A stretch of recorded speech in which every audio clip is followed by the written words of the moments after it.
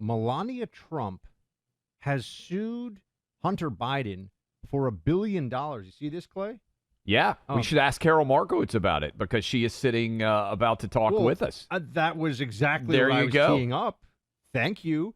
Karol Markowicz joins us now of the Clay and Buck Podcast Network, and she got to hear my intro of the Melania lawsuit. But you know what, Karol? First of all, thank you for being with us at the Karol Markowicz Show. Thanks, You were guys. just traveling abroad, as I saw on Instagram, so I don't think I'm giving away any secrets. Where were you, and what was your favorite place?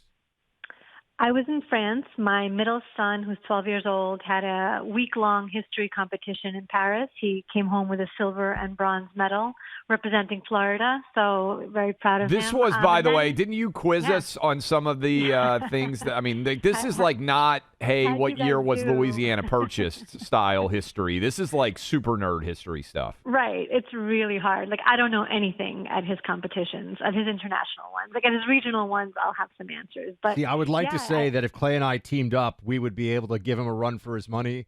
But I think I've already suffered maybe a little overconfidence lately on some things, so I might have to dial that back and say I think your boy. I've heard about the 1,000-mile-an-hour tennis swing. Well, no, not 1,000. Definitely not. That's definitely not going to happen. We're looking for 100. We're looking for 100, and this is good. It's a little bit of like a middle-aged guy reality check. I might have to do a little bit of lifting for a couple of weeks here. I'm gonna make this happen one way or another. Yeah. This is like somebody who's decided that they're gonna dunk a basketball once. Not that they're an NBA player, but they will get to a place where they can one time dunk a basketball. That's kind of how I view it.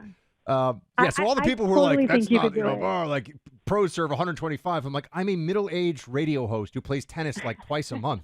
Everyone needs to calm down. But here we go with let's get back to Hunter Biden for 1 second here. This is his response to the suit from Melania Trump. Play one. Ladies and gentlemen, the day of presidential litigation has arrived. It's lawsuit time. In my hand is a legal demand letter addressed to Mr. Hunter Biden from the First Lady of the United States, demanding a retraction of Channel 5's video called Hunter Biden Returns, in which Mr. Biden here makes some speculative comments about the relationship between Jeffrey Epstein, Melania Trump, and Donald Trump. He didn't make these claims out of nowhere. They come from another journalist named Michael Wolff, who is a biographer that actually spoke to Jeffrey Epstein. But now here we are. And I've got $1 billion document in my hands because Mrs. Trump is seeking $1 billion in damages if we don't take the video down and if Hunter here doesn't issue a formal apology to Mrs. Trump. So now we're here maybe to give you the platform to apologize to the First Lady for your statements that you made about her possible connection to Jeffrey Epstein. That's not going to happen. Whoa. So it looks like, but see, here's the thing. Is it tough guy Hunter, or is it this guy's got nothing to lose? And I mean, quite literally, like, what cash does he have anyway? What do you make of this? Well, I think like 3 Hunter Biden paintings should cover that $1 billion, shouldn't they? Good point. And that's the price they used to go for when his dad was president. I don't know if that's still the rate of those paintings today. I love that Melania is doing this. This is a new era of Melania Trump where she just doesn't take anything from anyone. Love that she's going after him. Love that she's defending herself and her husband. I love to see it. I think it's great, and it's a perfect way for her to say, you will not be spreading lies about me. You will not be telling tales about me. Don't think you can get away with it just because, your dad was president. Trump took over the entire news cycle this week by deciding that he was going to lower the crime rate in D.C. and that it was unacceptable. I still remain stunned that Democrats have fallen for the crime is not actually that bad or this is totally unnecessary angle. Are you, because it seems so tone deaf. Even Joe Scarborough called him out today on MSNBC and said, look, 91% of D.C. residents say crime is a big problem. I think trying to lower crime is not particularly political. It's crazy to me that they took the tack that they did. It is insane. And, look, when I left New York 3 years ago, it was partially because crime was getting bad, and that was just a part of it.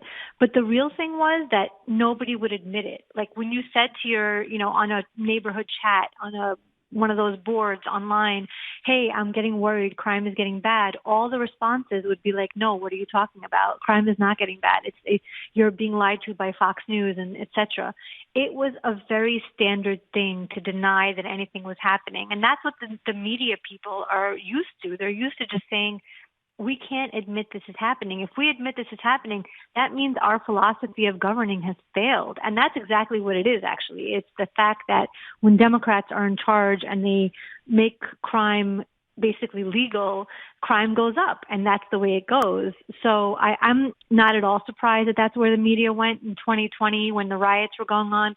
Tons of media people would say, oh, I'm eating a burrito in this park, and I don't see any rioters here. And that was what they went with as the argument for don't worry about this. American people are too smart for that at this point. Even the mayor of D.C. is welcoming the help. So I think the media has found itself really out of step with the American public yet again. Well, it reminded us, Carol, Clay and I talked about it a couple days ago, of the Abrego Garcia moment where everyone on CNN was like, can you believe that this alleged MS-13 gang member involved in human trafficking and one of the most violent and horrific gangs in America, who's definitely an illegal, was deported from this country? What kind of a country is this? Everyone's looking around like, that sounds like a great idea. Like, what are you talking about? They completely lit themselves on fire with that one. Yep. Yeah, that's right. They just keep thinking that it's 2020 and they can get away with saying this kind of thing, and that the American people will just, be too afraid to admit that there's a problem here with illegal immigration or any of it. And I just think Americans have had enough. They had 5 years of you were not allowed to say what you're really thinking, and you had to monitor your language, and you weren't allowed to have certain opinions. And now they're free, and there's a vibe shift, and Donald Trump is president, and they're not having it anymore. Where do we go from here with the Friday meeting between Putin and Trump? We were just talking with Howard Kurtz, who does the Media Buzz.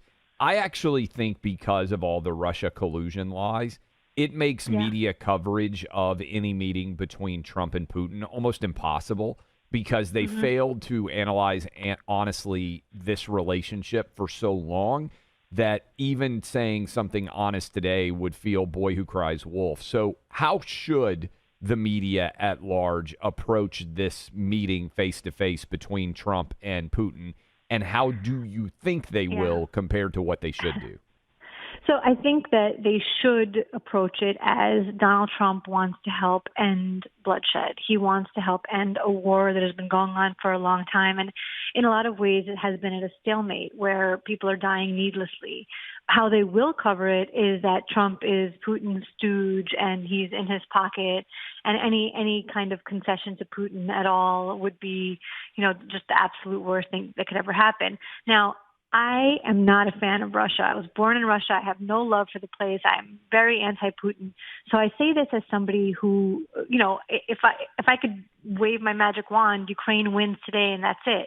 But that's not what we have. We have an ongoing war where people from both sides have been dying at astonishing rates for years now. So if Donald Trump can bring an end to this, that should be what the media would want.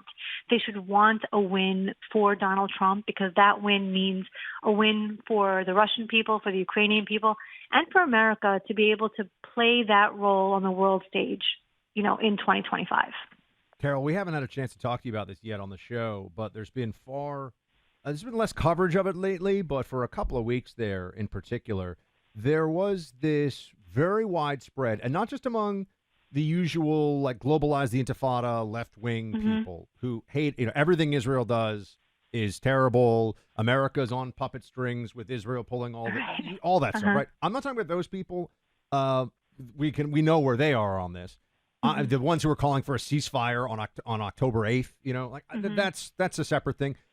There were people on the right, though, who were also very loud about an intentional starvation campaign in Gaza. Now, Netanyahu has said this is, of course, he's the prime minister of Israel, so we know what he's going to say, but he has come out very clearly and said, look, there's been some shortages. There's no campaign of starvation. If we wanted to, we could just kill everybody in Gaza in a day. And obviously, we're trying to feed them. What do you, like, how did this get to the point where so many people thought that they were bringing a quote, genocide and a quote, famine to the place where they thought that was actually what was going on, including people on the right. I've been referring to those people as marks, and that's what they are. They're the marks for this kind of propaganda. They fell for a picture on the cover of the New York Times of a starving child in Gaza who obviously, and you didn't even need to know very much about the conflict to know that the New York Times was lying here, that obviously this child had some other issues. His overweight mother is holding him, and they cut his healthy-looking brother out of the picture. But, you know, anytime you see a well-fed mom and a starving baby, understand that you're being lied to. There's not a mom in the world who's not going to feed her child before herself. So, I was actually in France when that story broke. It upset me so much because I saw kind of people that I think are good people, but like I'll never ever look at them the same way again because they fell for the story. Like, how dumb do you need to be to believe the New York Times propaganda on this kind of stuff? Like, and the idea that Israel would starve the population of Gaza is so ridiculous if you know anything about Israelis. Israelis care far more about the Palestinians than the Palestinian leadership cares about the Palestinians. So it's definitely not reality. Israel is continually sending aid, which, you know, frankly, I don't think is the right thing to do in a lot of the cases in war, to send aid to your enemy. But this is the situation that Israel finds itself in. They're expected to do insane things, to go above and beyond, to do things that no other country would do to get the most minimum support. And still, all these countries around the world are recognizing some state of Palestine to reward the Palestinians and Hamas who did October 7th. They win if that's the case. They win if they get a state at the end of this. It's really sad, and I really was very just disheartened to see people on the right be the marks for this kind of propaganda, and I hope they don't continue to fall for things, but I'll never trust those people again. We're talking to Karol Markowicz, New York Post. Last question for you, Karol. And I had a funny one because Denzel Washington went off on the Cowboys, and I know your husband is a big Cowboys fan, and your sons, and you know they're never going to win anything, I understand why that's tough. Hey, Titans fan, all right.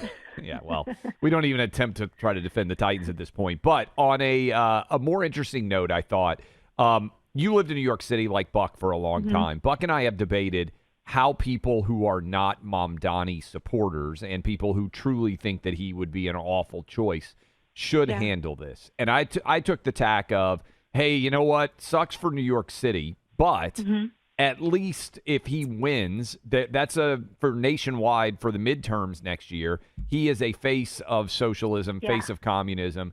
New York's going to suffer, but the rest of the country might be more likely to vote against Democrats. Are you in that camp, or are you in the camp of we have to do everything we can to save Democrats from themselves? Oh, so tough because I really am between it because I have family still in New York who all are trying to vote themselves to sanity but keep having the roadblock of this kind of thing come up. I think if he wins, he will be the poster child for Republicans going into the midterm saying, look what happened, you look at this guy.